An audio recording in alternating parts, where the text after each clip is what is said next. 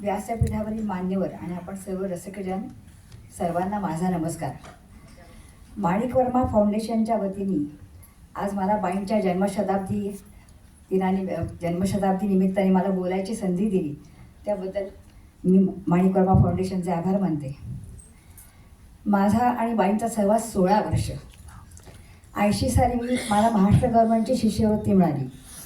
त्यावेळी माझ्या आईवडिलांनंतरचे गुरु डॉक्टर वसंतराव देशपांडे यांच्याकडे मी गाणं शिकत होते. पण गुरुजी म्हणले की आता शिष्यवृत्ती मिळाली आहे तर तू माणिकताईंकडे गाणं शिक, कारण पुरुषांचा स्वर आणि बायकांचा स्वर याच्यात फरक पडतो, शिकवायला वेगळेपणा होतो.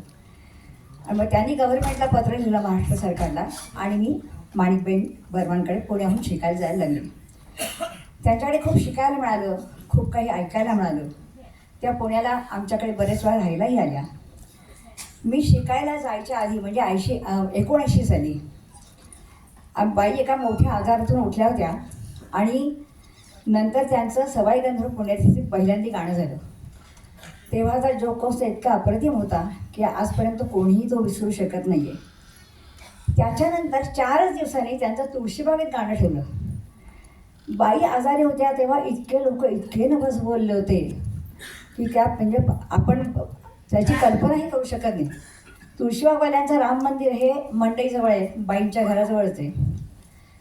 तर तिथे त्यांनी असा नवस बोलला की माणिकबाई आजारातनं बऱ्या झाल्या की त्यांना पुण्याला आल्या की आम्ही त्यांना इथे बोलवू आणि त्यांच्याकडनं थोडी गानसेवा आम्ही रामराया समोर सादर करायची.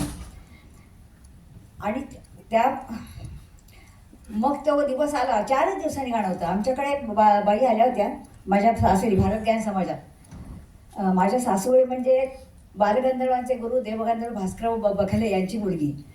आणि ह्या भारत ज्ञान समाजात बाईंचं प्राथमिक शिक्षण झाल्यामुळे बाई आमच्याकडे आल्या. मला म्हणे तू 2 तंबोरे घेऊन तिकडे ये तुळशीबागेत. ती पहिली वेळ माझी बाईंच्या मागे साथीला बसण्याची. इतकी गर्दी झाली होती, सगळं आवार भरलं होतं आणि बाईंना भेटायसाठी उत्सुक लोक फार होती.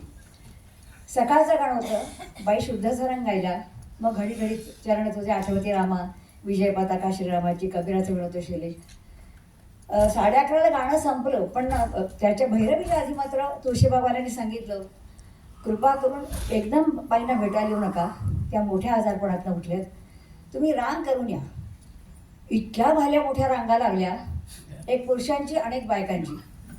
पुरुषांच्या हातात गुच्छ, सुकामेवा, बर्फी, पेढे आणि बायकांच्या हातात आपण देवीला जसं ताट नेतो ना तशी ताट. काय इतकं मी बघतच झाले की असं इतकं कलाकारावर प्रेम केलं कधी. म्हणजे आता माझं वय 72 आहे, मी नक्की सांगते एवढं प्रेम कोणी कलाकारावर करणं शक्य नाही. आणि मग एक जण यायला लागले, त्या बायका त्याला ती हळद कुंकू लावायच्या, कोणी त्यांच्या डोक्यावर अक्षता टाकायच्या, हातात गजरा किंवा फुलाची विडी द्यायची आणि मग त्यांना खाणा नारळ्याने त्यांची ओटी भरायची.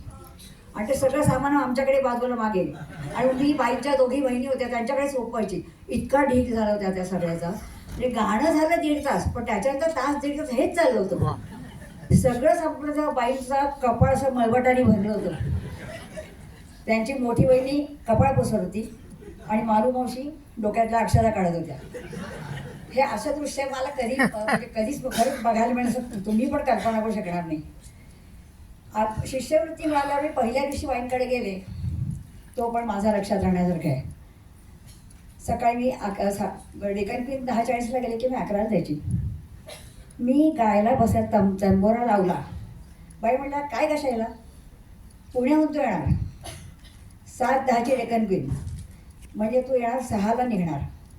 म्हणलं हो. मग सगळं करून येतेस का तू आल्यावर सुधीर घरी स्वयंपाक करतो? नाही हो म्हटलं, मी सगळं करून आली आहे. कारण मला माहीत होतं संसार सांभाळून गाणं करणं हे हीच त्यांची शिस्त होती.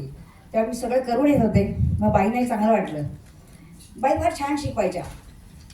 असं म्हणायच्या की लहान मुलाला अंजारावं गोंजारावं तसं गावं, खडे स्वर लावू नये, प्रत्येक स्वराआधी न तर स्वरानंतर एक कणस्वर असावा, त्याने आवाजाला गोलाई येते आणि असं प्रेमाने गायलं की रसिकही प्रेमाने ऐकतात. त्या सांगायच्या शास्त्रीय संगीत 40 मिनिटापेक्षा जास्त गायचं नाही, नाहीतर पुन्हा तोचतोचपणा येतो. बंदिश गाताना आस्ते अंतरा संपूर्ण म्हणावा, म्हणजे श्रोत्यांसमोर रागस्वरूप सहज उभं राहतं. आलापी शिस्त हवी. अंतराची आलापी करताना सहज आवाज उंच जाईल तेवढंच गावं. गाताना सुरेलपणा तर पहिलाच, पण बायकांच्या गाण्यात लयकारी पण संयमीच हवी आणि तानेत रस असावा. समेवर अगदी सहज यावं. मला असं वाटतं की बाईंची आलापी ही किराणा घराण्याची, लयकारी आग्रा घराण्याची आणि तानेत जयपूर घराण्याचा प्रभाव त्यांच्या दिसायचा. पण तत्व बाईचं एकच होतं की स्वरांना शरण गेल्याशिवाय गाणं होऊ शकत नाही. बाई फार प्रेमळ होत्या. मैफिलीत साथ संगत करताना मी त्यांना कधी कोणावर रागवलेलं बघितलंच नाही. तर त्याच्यावर खूप गमती होतात. पण बाईंची एक धारवाडची आठवण आहे. बाईंनीच सांगितली होती.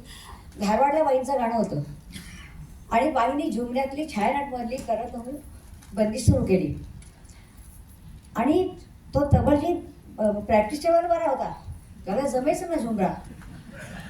बाईने एकदाच व्हायला दोनदा झालं. बाई म्हणलं काय करू आता. तो म्हणलं तुमचं त्याला दीडीच्या वजनाचा प्रश्न होता. त्याने गोंधळ होत होता. बाई म्हणलं मी एकट्यालाच गाऊ का.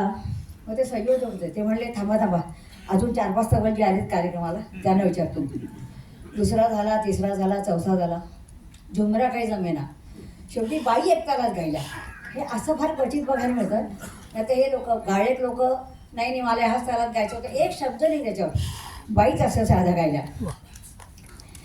संगीतातला प्रत्येक प्रकार बाई गायला आहे सगळ्या जगाला माहिती आहे.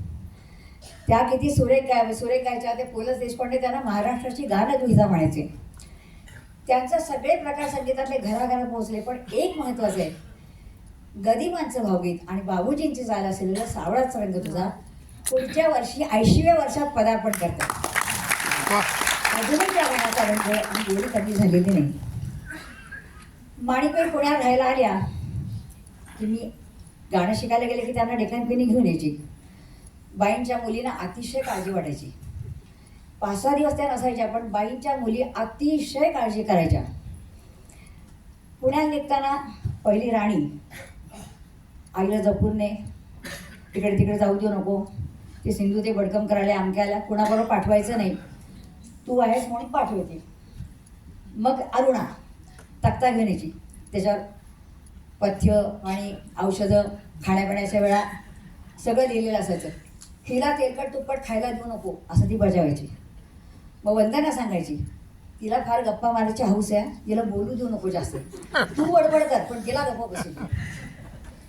ते झालं की भारती सांगायची की अहो तिला ना सगळेच त्या बाईंच्याच व्हायचं होते पुण्यातले लोक, तिला सगळीकडे जाऊन भेटायची सवय फार आहे. याला भेट त्याला भेट, ह्याच्या घरी जा त्याच्या घरी जा. तिला कळत नाही आपलंही वय जास्त झालंय, तेव्हा सगळं सांभाळा. हे सगळे सोपस्कार करून आम्ही निघालो आणि डेक्कन क्वीनमध्ये बसलो की बाई म्हणायच्या शैला तक्ता जरा बाजूला ठेव, आजचा दिवस उद्यापासून मी आगोणाचा पथ्य पडेल. काय म्हणजे का, आधी तरुणपणात गाणं खूप, त्यामुळे पथ्य, नंतर भलं मोठं आजारपण म्हणून पथ्य, नंतर आता म्हातारपण म्हणून पथ्य, आता खायचं तरी केव्हा नाही. आपण आता असं करूया, कर्जत आलं की एक बटाटे वडा खाऊ आणि नंतर गरम चहा घ्यायचा. तुला सांगते बटाटे वड्यावर गरम चहा घ्यायला की काहीही होत नाही. मी बाईने सांगितलेलं आजपर्यंत पाहिजे, आजपर्यंत बटाटे पुण्यात आलं की आमची 5 घरं नक्की असायची. पंडित जितेंद्र अभिषेकी, भीमसेनजी, ज्योत्स्नादी भोळे, हिराबाई दादरकर आणि पु ल देशपांडे. या सगळ्यांकडे गेलं की किती वेळ जायचा ते खरंच कळायचं नाही. अतिशय छान होतं आणि घरात तर लोक सारखीच यायची.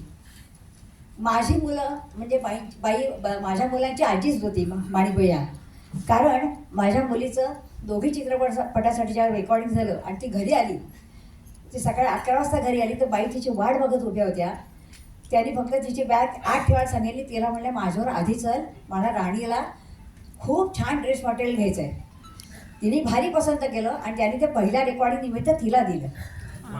माझा मुलगा 4 वर्षाचा होता. तो पंजाबी ठेका सुद्धा वाजवायचा, सगळे ठेके वाजवायचा, पण पंजाबी पण छान वाजवायचा. बाईंना कोण कौतुक.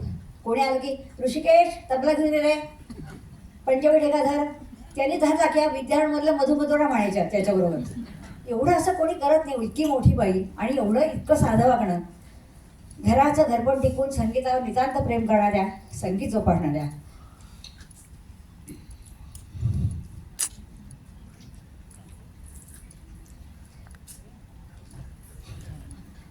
स्वतःच्या मुलीप्रमाणे शिष्यांवर भरभरून प्रेम करणाऱ्या, कलाकारांनी कसं वागावं बोलावं हे कृतीतून दाखवणाऱ्या बाई गुरु म्हणून लाभल्या मला.